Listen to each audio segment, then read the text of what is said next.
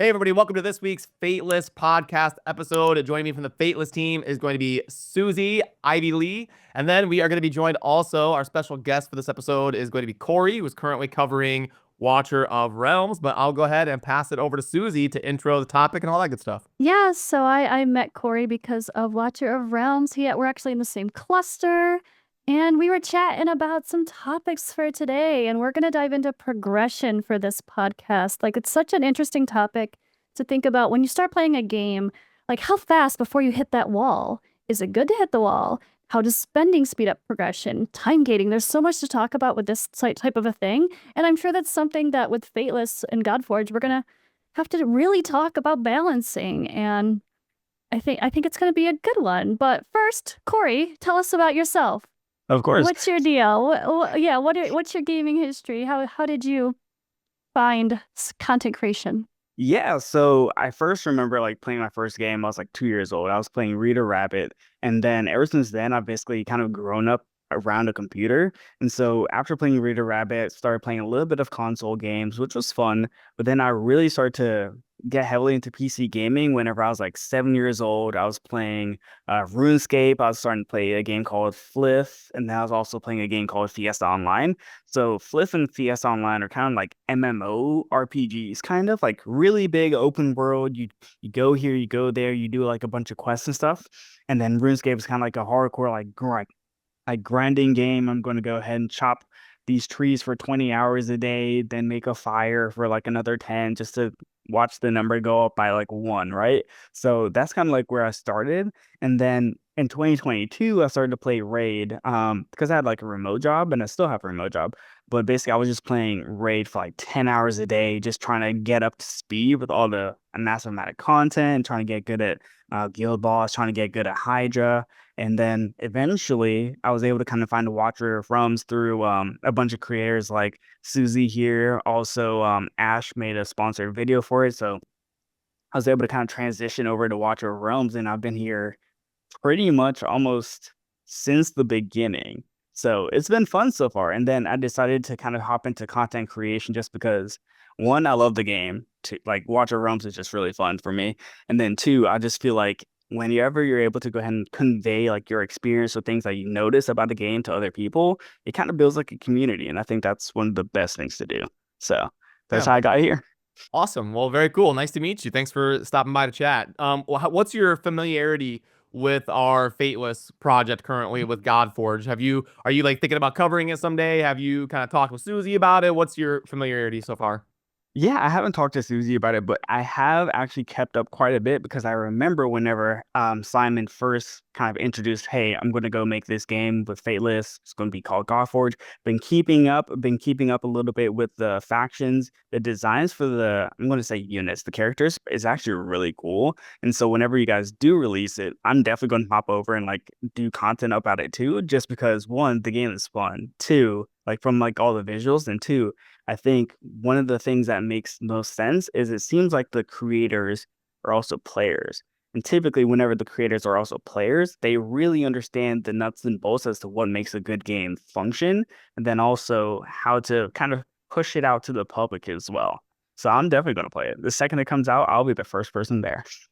Hey, heck yeah, I love to hear it. I know we were kind of talking about progression and stuff. What is the thing about Watcher of Realms that kind of got you to want to take it seriously? You know, you played Watcher of Realms for a couple hours and you're like, damn, I kind of like this. What were some of those elements that we could bring to our project in Godforge to help kind of resonate with players when they're new to be like, dang, I really want to stick with this game?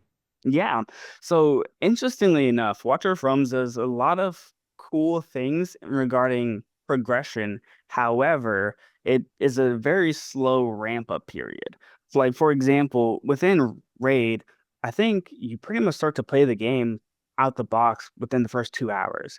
What Watcher does is essentially you don't begin to play the game until probably like 6 hours in. Once you go ahead and start to beat the campaign, I would say around campaign stage 4, you kind of get a introduction into the game. However, what Watcher does really well is the introduction of like Lord heroes, which kind of helps speed up the process. And then also, it's pretty easy to get legendaries within Watcher that speeds up the progression much more quickly than compared to another game. Like, for example, most of the heroes that you get in Watcher that are legendary, you can use them for some pieces of content. Some are much more powerful than others to kind of ramp up the progression. Like, for example, if you're playing Watcher and you unfortunately pull Azhor, which is like a tank, you're not really going to be able to do much with him overall, but he's still going to provide a stun. He's still going to provide some form of CC. So what Godforge should kind of look for is essentially have every unit have some form of viability, even if it is just a minor form of CC. Like, for example, if the tank is going to be on the weaker side, or if the um, marksman is going to be on the stronger side, kind of try to find a way for your content to either support it or kind of have some struggles against it. Like, for example, even with, and I'm bringing out random units here, but if a person was to pull a Praetus in Watcher of Realms, there's certain things that you can't really use Praetus for. Even though he's a Lord hero, he's a magic damage hero that does true damage, he's not going to be super viable for Gear Raid 3, right? So one of the things that Godforge can even do to kind of incentivize acquisition of like progress is if a new player is playing the game, maybe kind of streamline additional summons for them, right? So they can kind of ramp up a little bit and be not necessarily too far ahead of the curve for the content, but just enough so where, oh, they're going to hit a wall instead of the wall being the first 2 hours of the game where people quit, around 4 hours. Okay. Well, Yeah. what Jump in about there, the Susie. epics? Yeah, I think I have to say the Watcher does a very good job with providing you free, easy to get heroes from the start that like an E-drill, like how game changing she should be your first 6-star. She can blast campaign, like stuff like that, where you don't even need a legendary. So I think there has to be some value on lower rarity heroes too. So how do you Absolutely. think I mean Watcher of Realms, I think the problem with the power with the need for legendaries is it makes most of the rares completely irrelevant in that game. Unlike Raid, where there's rares and uncommons that can do amazing things, Watcher, I think that's where they fail, is having more usage for a normal rare. Like, yeah, there's like weird quirky stuff like Narvi or Autumn to boost you, but there's no like damage dealer. Like you can't just use a Cold Heart or use an Armiger for like something unique like you can. That's Uh, a that's a tough thing right? in designing in this genre is everybody, when a player is new, they're like, I want a legendary, and so you gotta like you Yeah. gotta you want like players to experience acquiring a legendary fairly early in their journey. And then Yes. the double-edged sword of that is if a player is getting legendaries early, now it can make or it can shorten the leash that you have with the progression phase of uncommons and rares, because like, well, I already have a legendary, so screw those guys. Like, I'm just gonna build this. So Mhm. yeah, but back when Raid launched, it was like it was pretty common to not get a legendary until what, like 2 or 3 weeks in. So you had a pretty long phase, because I believe they had like the login reward of Shaman and like an epic. But I mean, my first legendary was probably like 2 or 3 weeks in. Yeah, and that's the same with like Dragonair. Like people came into that game expecting instant legendaries, and it wasn't that generous with their original system either. So I don't know. I feel like nowadays there's so many gotchas that have come and gone that people expect a legendary in the first day if they're gonna grind, and if they don't get it, they're confused. I really do think that seems to be a weird new expectation. At least if you're a very crazy grinder, the people that on the day one of launch are playing for 8 hours, they expect to get a legendary. And I think if they don't, they'll be like, they'll be disappointed. I don't know. I really have noticed that trend in comments and the games. I've played so many other gachas since playing Raid, and it's interesting to see that change when we're so familiar with that. That's a good point, and I think kind of tied to that is the fact that nowadays, because, and it's kind of like streamlined, every single game is going to try to go ahead and push out a legendary because that's the thing that's going to go ahead and get the screenshot. That's going to get the video. Oh, I just got it, my first legendary. And then people are going to say, oh, how quickly did you get it? I got it within the first 30 minutes of me playing. Oh, I want that feeling too. And so they're going to play that particular game. And you brought up a really good point in the fact that Watcher actually does have good epics. There's around 5 or 6 that are kind of usable frequently, and maybe 2 rares. One of the things that you actually also brought up is Raid does a really good job of having all units encompassed. Like you can use pretty much any single unit for the most part. Watcher doesn't really do that. And I think one of the things that any new game should try to kind of push for is having epics and rares with some form of viability, even if it's only like in this specific, even if you have to bake RNG into it, it might make the game feel a little bit better than, oh, I need this legendary. Because even in Watcher, one of our former guildmates spent comfortably like $600, right? For one particular legendary. Didn't get it, quit the game. You don't want users, like players, to quit the game because they're not getting a particular legendary to progress in content. You want rares and epics that kind of fit that niche for you. And getting a unit off the first bat, I think the soft spot, like the sweet spot, is really like after about 3 hours, if you're just hardcore grinding, you're blasting through the content, okay, you have a chance of getting a legendary. But if you're getting one within the first like 30 minutes, hour, it's not going to feel as valuable, because then you're going to say, oh, that's going to be your new standard. Oh, I got a legendary in the first hour of me playing. I should get one every hour now. And that shouldn't be the case. It's true. That's a really good point. Yeah, Susie, do you remember Draco Gate? Yeah, that was a Yeah. hot mess. Yeah, Kory, were you familiar with that? No, is it about a Dracomorph? Yeah. Well, you brought up kind of a similar situation where there was like a content creator that spent like $800 going for a summon rate event to get a certain hero, and he didn't get it and was like, "Screw this game, I'm quitting." And since he had a good following as a content creator, the gaming company gave him that hero. And so then it became a huge controversy of like, oh, just because a content creator has bad luck and they start whining. So that was a big drama in the scene. But anyway, yeah, it becomes tough because you do want like that dopamine rush of like, am I gonna get it? Am I not? And you want like, oh my God, it actually happened.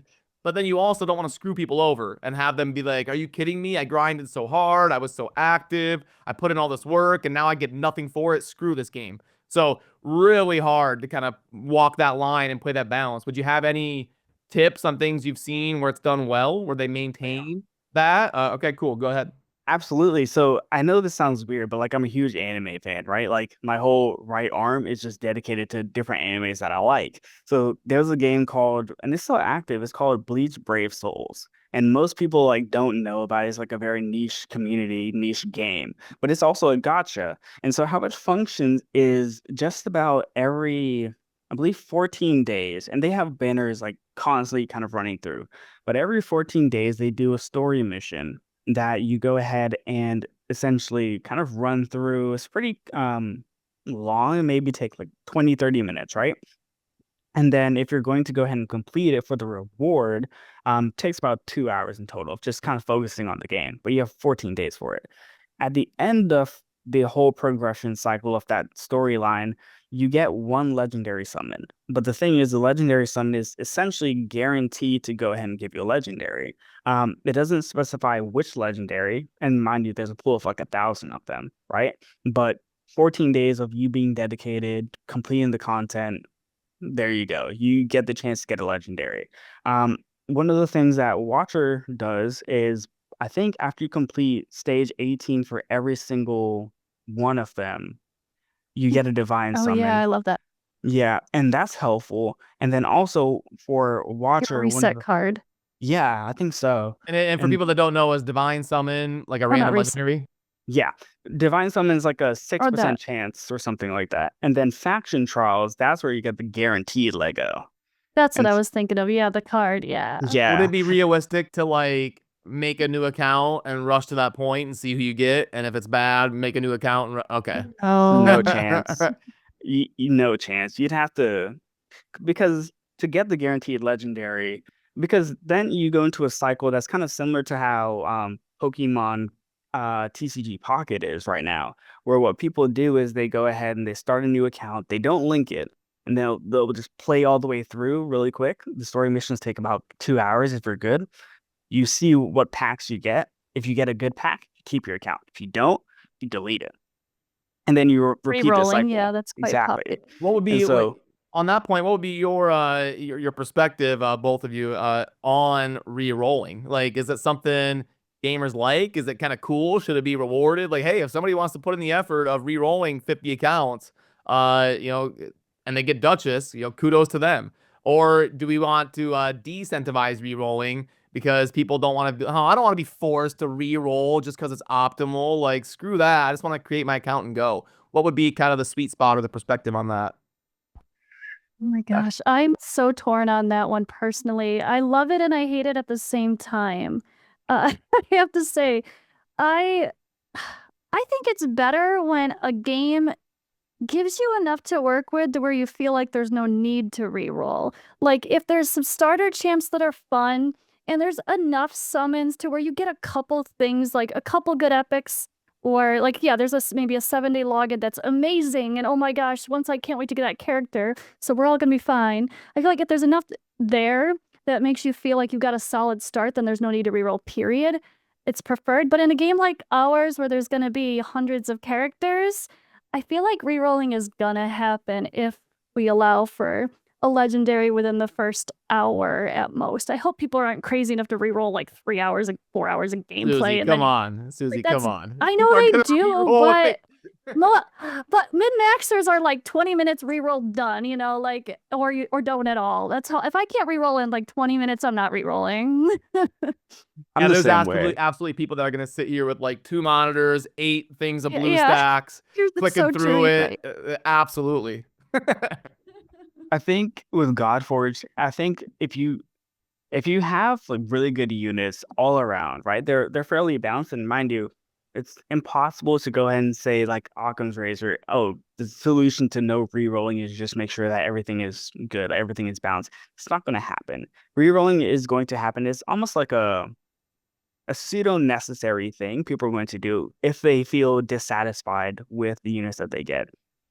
I think the thing is, though, if you go ahead and have units that are within some variance of, oh, this unit is going to be good for this type of content, this unit is going to be good for this type of content.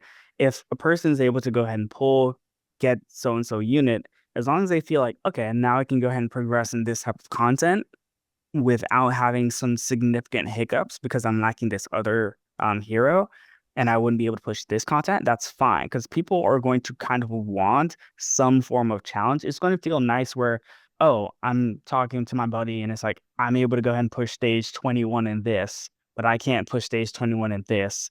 Okay, I need to go play the game or kind of progress in the stage that I'm currently in so that eventually I can go ahead and gear up and do the stage 21 for this other thing. So rerolling is going to happen, but as long as everything is within some form of niche or viability, people are going to like it. People are going to have fun with the game.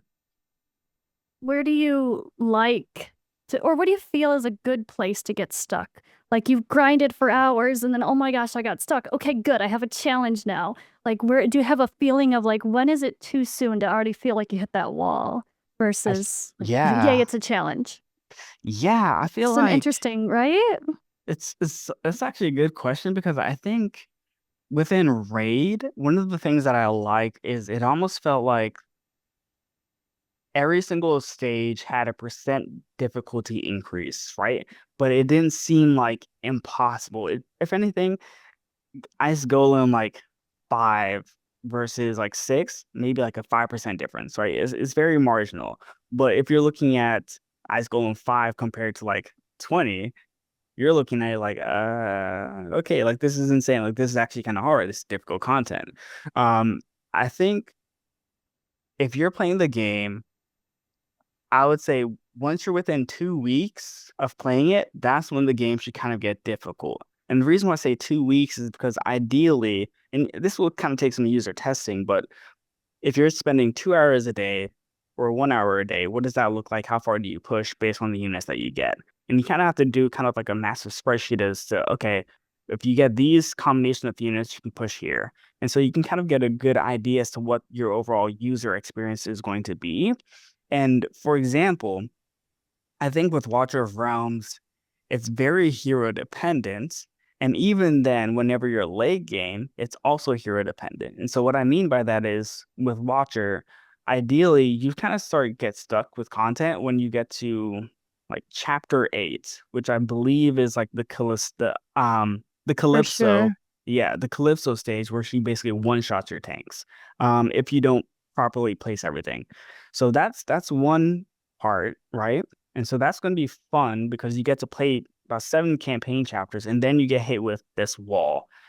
No one likes a wall if it's just absolutely insurmountable and it kind of breaks the game where, oh, I need to go ahead and stop playing for or not stop playing, but stop kind of grinding the game. I need to focus on this specific piece of content for the next like 3 weeks, right? Because then it's just kind of like a RuneScape grind, right? You're doing these things to have the numbers go up. Some people like that. I personally do. Most people don't though.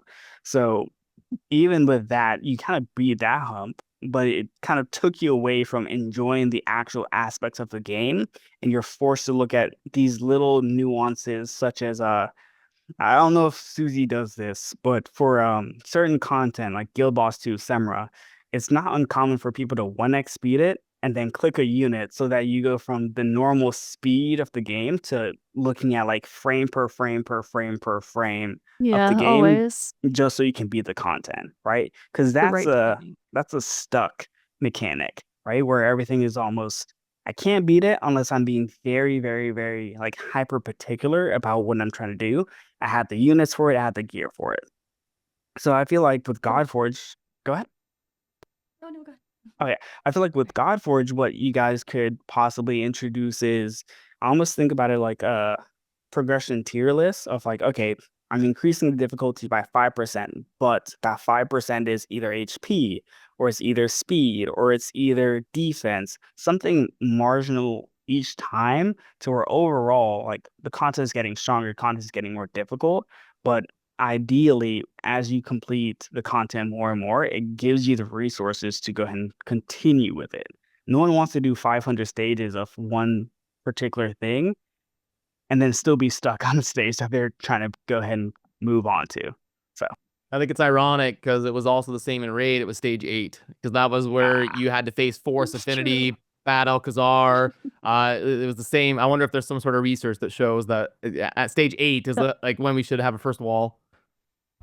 I bet this honestly, has yeah. something to do with the time of play. Maybe like if someone's grinding like crazy for the first day or well, a few hours every day, like how many hours on average does it take for a person to get to that point? And is that the point where players will drop off if they get too frustrated or not? Or do they want, they want a little bit of a challenge? Like, okay, if you're just doing campaign because you know that's the first thing you should do, and you just keep doing it until you get stuck, you don't want that to be like 20 chapters. That'd get monotonous. You need to get stuck to where you're forced to go to a dungeon and try to get some gear. You're forced to go to get some experience or gold or whatever the hell the game needs.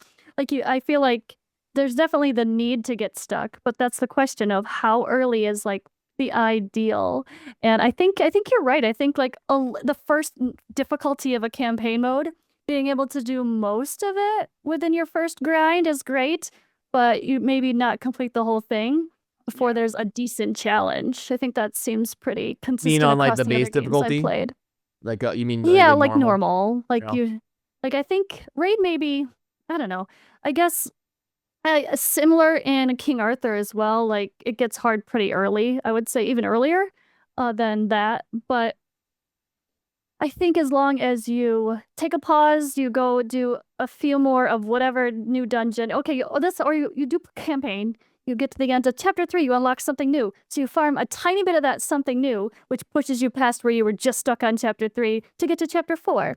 And then same thing, you go through chapter 4 and unlock something new. And each little thing is designed to perfectly progress you if you put in that nice flow of gameplay that the game intends you to. I think it's kind of, if it's set up nicely like that, I think it's fun. And then definitely some special challenges though, where you really have to think. I think that's true too. You don't want to have money. That's the other thing, right? Money. You just pull out the wallet, buy as many legendaries as you can in the form of summoning instantly. Then no content is hard and you can just do it nonstop. You don't want that either. There has to be some skill involved as well, I think. Balancing where you can't just throw a DPS at it too. How do you think we're handling that, Brad? Like the idea of people just trying to powerhouse through content. Do you think we're coming up with good solutions that make people pause and get creative skill-wise too? Like what do you think about that with Godforge so far? Yeah, it's definitely a priority of ours. We want free to play players to be able to experience the game and do well based on doing well in normalized content, getting more rewards, and having multiple tiers of heroes be viable in different areas, not just legendaries. It's obviously going to take a lot of testing and alphas and betas and playing through and seeing where people get stuck. But so it's hard to say if we're doing good or bad at this point, but it's definitely something That's we want true. to pay attention to. And great players like both of you are going to help us in the beta phase to figure that out. Hopefully. Yeah, I have a everyone wants everything for free, and then when they get there, they're bored. So there's that. That's the hard part. I actually have a question for you guys.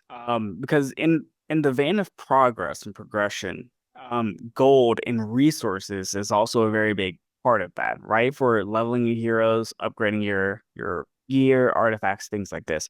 How do you guys plan on addressing that? Because there's two very jarring spectrums, right?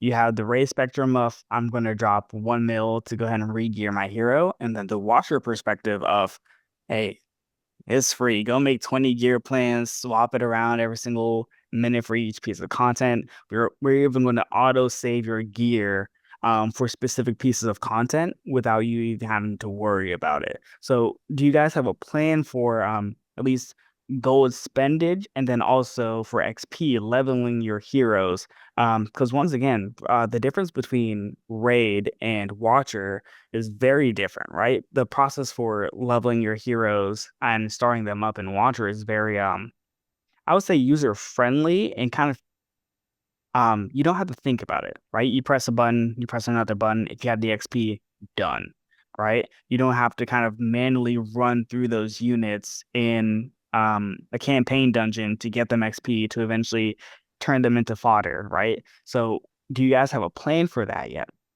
Sure. As far as like the leveling and the XP, obviously all the stuff is still fluid and is gonna iterate and change. But we'll probably be somewhere in the middle, between like Awesome. Raid and Watcher in terms of how much you play and grind versus how immediately you can just click a button and level up. It'll be somewhere balanced in there, I would think. And then Awesome. your other question, I believe, was about gear swapping, right? Like, is it gonna cost? Is it gonna be free? Okay. So that's I can't even tell you how many hours we've spent discussing that internally, obviously. But I don't believe like Simon has leaked that system yet in terms of how we're handling gearing, but I think it's gonna be super exciting. I think we found a good solution in that kind of discussion because there's a few different ways to think about it. Like everybody wants free gear swapping, obviously. But then what we want to avoid is like, oh, I'm just gonna farm one good set of DPS gear and I'm just gonna swap it around, and now I'm done grinding. But we also don't want people to feel like Sure. this game's pay to win because just to move around gear, I got to spend half my currency. So Mhm. I think we've got some good ideas that are going to help kind of innovate, and there's no perfect solution that'll make everybody happy. But I think we do have a fun system that Simon's probably going to be doing a video about within a month or two, probably.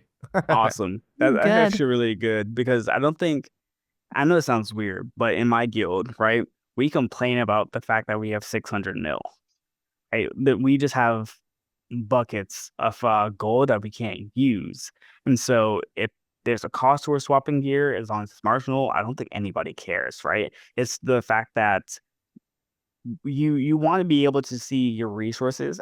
Maybe it's just me, but the ability to see your resources hit zero and then increase it again, that's also a fulfilling experience as well, right? No Dirk one wants to just said just that in the recent podcast, and people took it bad. He's like, we want to deplete people of their resources, and like the way he said it was so funny, and it sounded so harsh. But you just said it. It's one of those subconscious things that you don't realize you actually want to experience, but you're admitting people actually do, or yeah, you're just sitting on a ridiculous amount for no reason. exactly. It Well, just doesn't feel as fulfilling. there's no like sink in Watcher. Like you can't spend like if you have a ton of gold, you can't spend No, it on something. Okay. Not unless you're no. just being like wildly inefficient. Like, but so There's a shop, right? Which is like it's like the Borat shop, is the black something market. And you can go ahead and like buy everything in the shop. That you can do that, but you have to refresh the shop and eventually it costs you diamonds. And no one wants to spend their diamonds on refreshing the shop. So also whenever you farm a stage, um, like for example, I was going to go ahead and run, let's say Gear Raid 2, stage 21. I could easily go ahead and get about a mil just in gold without using a gold boost by doing 500 runs.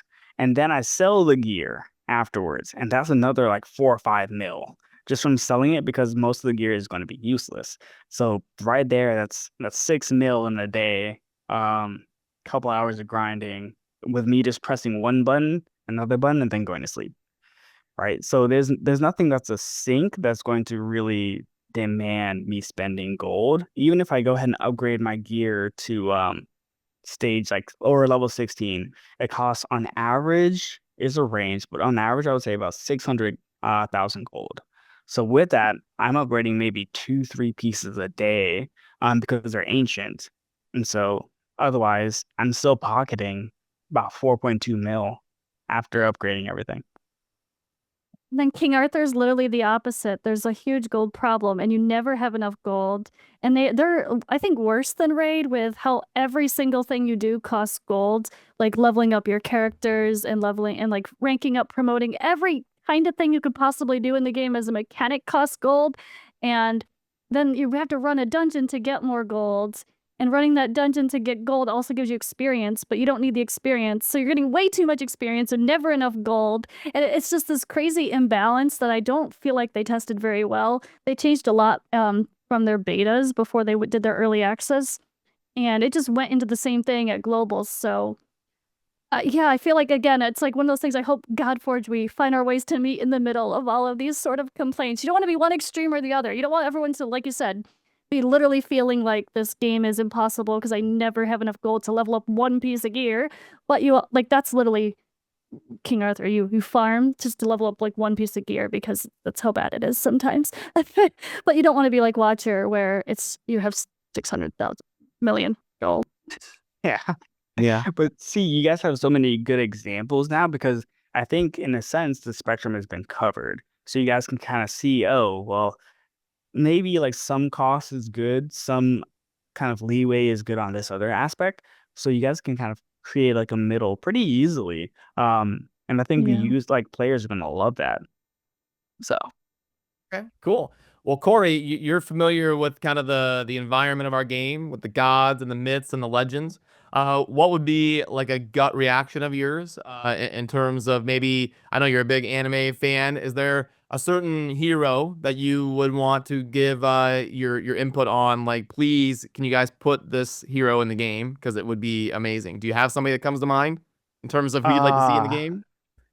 man, that's kind of like Like, it's you're an anime insane. fan. Are you like a Vinland Saga? Have you seen that one? I have not seen Vinland Saga. I've actually, I know it sounds weird, but randomly, Vinland Saga videos would just randomly show up in my Facebook. And so I would just see like random clips of it and I was like, wow, like this is kind of cool. You gotta at Um, least watch season 1 of Vinland Saga. okay. It's I'm so gonna put it good. down and I'll watch it for sure.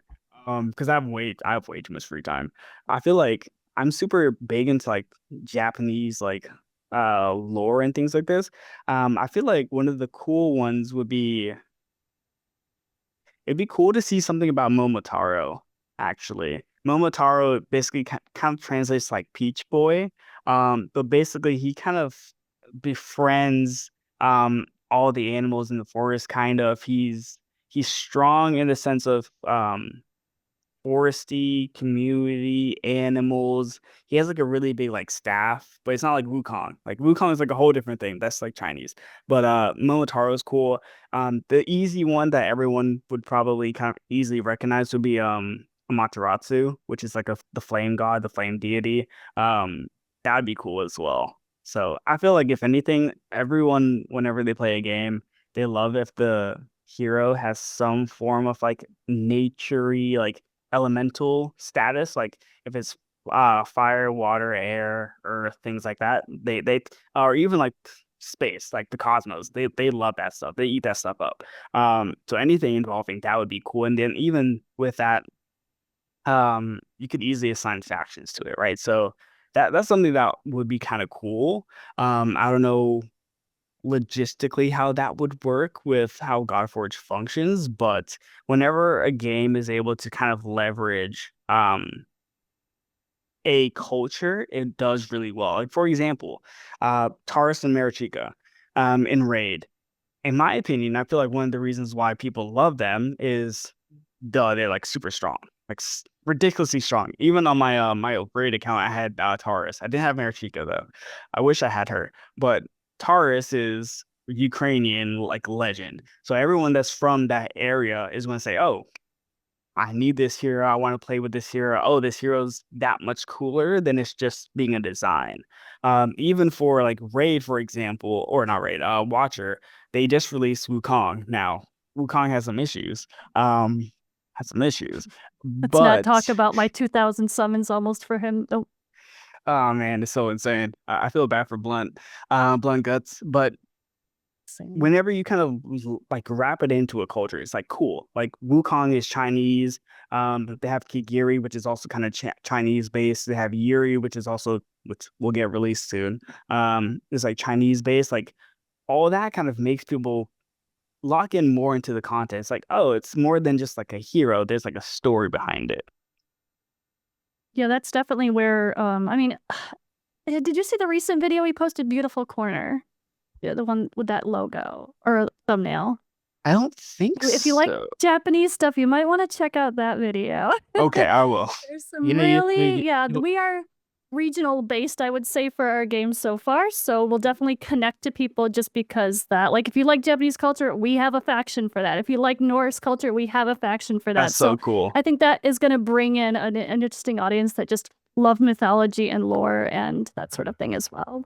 So cool. Yeah, it's really cool, That's Kory. awesome. I'm a big fan of like the feudal Japan and the clans and like Oda Nobunaga and all of like the different clans warring with each other and the samurai and the discipline. It was a very cool ethos for sure. And we have a like Susie said, we got the Kojiki faction for you. But yes. but yeah, I saw, Kory, this is a design go for ahead. that. I saw Simon posted a design for one of the recent ones. I specifically remember it kind of had like claws. But he posted it on the Godforge channel. It looked really cool. So things like that, love that. Heck yeah. Well, yeah, I was gonna say, Kory, it's been amazing to meet you and get to chat with you, and you've been crushing it over there covering Watcher of Realms, and I'm excited to see what you'll do for Godforge someday covering our game, and we'll link to Kory's stuff down below. Definitely check out his content, and we'll link to all the stuff like Discord for you to drop in and give your perspectives on Godforge and everything kind of going on. So, Susie, thanks for joining us, and Kory. It was great to meet you. Thanks for joining us, and we will see you soon in the next Fateless podcast episode. Cheers, everybody.